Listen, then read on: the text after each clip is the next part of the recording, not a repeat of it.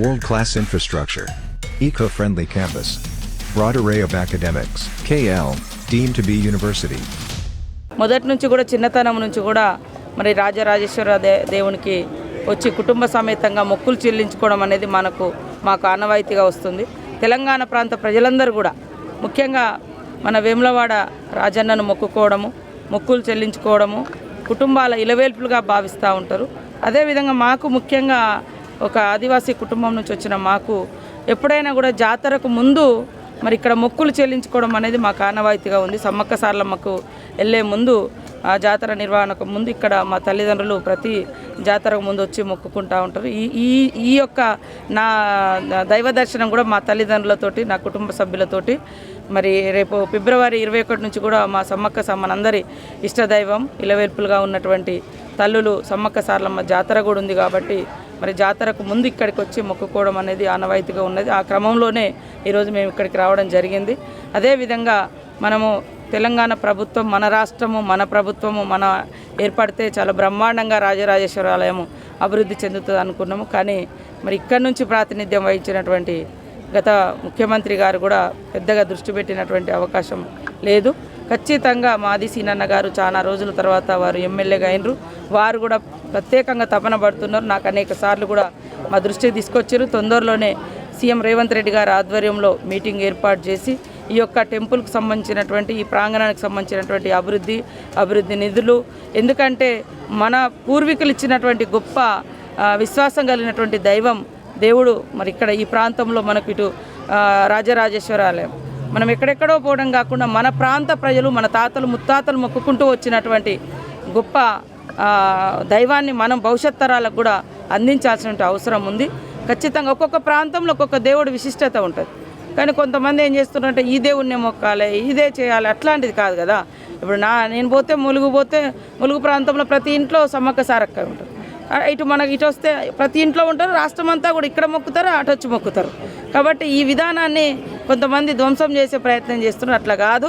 మన ఇష్ట దైవాలు, మన పూర్వీకులు ఇచ్చినటువంటి దేవులు, వాళ్ళ ఆ యొక్క గొప్పతనాన్ని కూడా మనం కాపాడుకుంటూ ఈ ఆచారాలు సాంప్రదాయాలను కూడా భవిష్యత్ తరాలకు అందించే విధంగా ఈ యొక్క దేవుళ్ళ యొక్క గొప్పతనం, విశిష్టత భవిష్యత్ తరాలకు అందే విధంగా కూడా మరి అభివృద్ధి జరగాలి, చరిత్రను నిలపాల్సిన అవసరం ఉంది. తొందరలోనే సీనన్న అధ్యక్షతన సీఎం గారు తొందరలోనే మీటింగ్ ఏర్పాటు చేసి ఈ కార్యక్రమాలన్నీ కూడా సమీక్షించి భవిష్యత్తులో ఇక్కడ కావాల్సినటువంటి అభివృద్ధి కార్యక్రమాలకు కూడా నిధులు ఇవ్వడం జరుగుతుంది. నిన్నటి రోజున ఎమ్మెల్యే కేటీఆర్, సీఎం అంటే మాజీ సీఎం కుమారుడు కేటీఆర్ కరీంనగర్లో మాట్లాడుతూ త్వరలోనే కేసీఆర్ మళ్ళీ ముఖ్యమంత్రి చేస్తామని చెప్పేసి ఆయన బహిరంగంగానే ఒక స్టేట్మెంట్ రిలీజ్ చేసింది. దానిపైన మీ కామెంట్? విధ్వంసపు రాజకీయాలకు వాళ్ళు పాల్పడుతున్నారు. ధ్వంసపు రాజకీయాలు.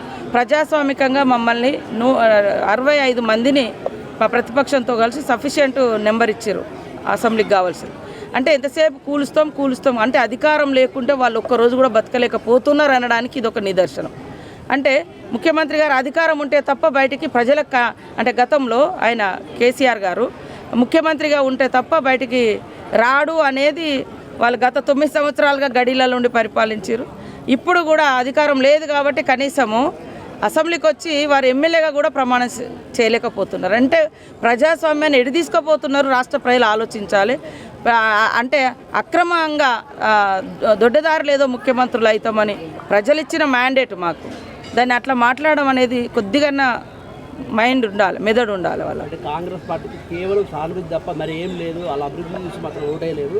కొద్ది ఓట్ల శాతం తేడా ఉందని చెప్పేసి ఆయన పదే ఎక్కడికి వెళ్ళి అదే మాటలు చెప్తూ ఉంటారు. అదే అంటానే వాళ్ళు 63తోటే గెలిచారు కదా. ఫస్ట్లో 63 సీట్లే. వాళ్ళకంటే 1 సీటుతో మేము 2 సీట్లతో మేము అదనంగా ఉన్నాం. మరి అదే అంటున్నా, ఇంత నీచపు కుళ్ళు రాజకీయాలు ఎందుకు? ప్రజలు ఇష్టంతో గెలిపిస్తారు. కాబట్టి వాళ్ళు చేసేటువంటి ఈ దుర్మార్గపు ప్రయత్నాలను తిప్పికొట్టే ప్రజలు మా పక్షాన 60 నెంబర్ మాది 65 సఫిషియెంట్ నెంబర్ ఇచ్చారు. ఇంకా దాంట్లో ఏముంటుంది? మీలాంటి వాళ్ళు అర్థం చేసుకోవాలి. ఎందుకు ఈ కుహాలము, ఈ కుతూహలము, ఈ దుర్బుద్ధి ఎందుకు పుడుతుంది మీకు? ఈ దేవుళ్ళే వాళ్ళకు పనిష్మెంట్ ఇచ్చారు, ఇంకా ఇస్తారు కూడా. ఇంకోటి, సోషల్ మీడియానే మాకు కీలకంగా పనిచేయాలి. సోషల్ మీడియా ద్వారా కాంగ్రెస్ ప్రభుత్వం బదనం చేయాలని చెప్పేసి ఆయన ఇండైరెక్ట్లో డైరెక్ట్లో ఆయన అఫీషియల్గానే స్టేట్మెంట్ ఇస్తారు. సోషల్ మీడియానే వాడుకుందాం ఎక్కువ శాతం అని చెప్పేసి. అంటే సోషల్ మీడియాలో కూడా ఎవరో ఒకరిద్దరు తప్పుడు కూతలు కూస్తే ప్రజలు అర్థం చేసుకుంటారు. కానీ చేసిన పనిని సోషల్ మీడియాలో పెట్టుకుంటే అది ఫ్యాక్ట్ కనబడుతుంది. నేను లేని మాట అన్నాను అనుకో, నేను అన్నది తప్ప రైట్ అని ప్రజలు ఆలోచిస్తారు. కొద్దిసేపు కన్ఫ్యూజన్ ఉంటారు కావచ్చు, కన్ఫ్యూజ్ చేస్తారు కావచ్చు. యాక్ట్ జనరల్గా జరిగిన యాక్ట్ను పనిని ప్రజల ముందు పెడితే ప్రజలు అర్థం చేసుకుంటారు. లేనిది కల్పించి చెప్తే వాళ్ళు ఎట్లయితే పని చేయరో అట్లాంటి పరిస్థితి అయితే వాళ్ళు అట్లాంటి ప్రయత్నమే చేసారు గతంలో. ఇప్పుడు కూడా వాళ్ళు ఏదో చేయాలనుకుంటారు. ఎందుకంత 5 సంవత్సరాలకు అవకాశం ఇచ్చిర్రు, మీరేం కష్టపడ్డరని, మరి ఏం చేశారని. బిల్లులు ఇప్పుడు బిల్లుల గురించి అడిగిన 1000 బిల్లులు పెండింగ్లో పెట్టిర్రు. ఎవరికి జీతాలు కూడా ఇవ్వలేదు, బిల్లులు ఇవ్వలేదు. వాళ్ళకి నచ్చిన పని చేసుకున్నారు. ప్రజలకు నచ్చిన పని చేయలేదు కాబట్టి ప్రజలు వాళ్ళని ఇంటికి పంపారు. మేము మంచిగా చేయనప్పుడు మమ్మల్ని పంపుతారు. మీరెందుకు దొడ్డదారిన రావాలి, దొంగ వ్యవహారాలు ఎందుకు అని అంటున్నా. ఫైనల్గా కేటీఆర్కు మీరు ఏం చెప్పదలుచుకున్నారు? బుద్ధిగా పనిచేయి, ప్రతిపక్షంగా నీకు ప్రతిపక్ష హోదా ఇచ్చారు, ప్రతిపక్షంగా పనిచేయి, నిర్మాణాత్మక ప్రతిపక్షంగా ఉండండి. ప్రజలు మీ ప్రతిపక్ష పాత్రను హర్షించినప్పుడు మీకు ఎప్పుడైనా అవకాశం వచ్చినప్పుడు స్ట్రేట్ ఫార్వర్డ్గా ప్రజాస్వామికయుతంగా రావాలి తప్ప దొడ్డిదారిన ప్రభుత్వాలను కూల్చే కుట్రలు మానుకోండి అని చెప్తున్నాను.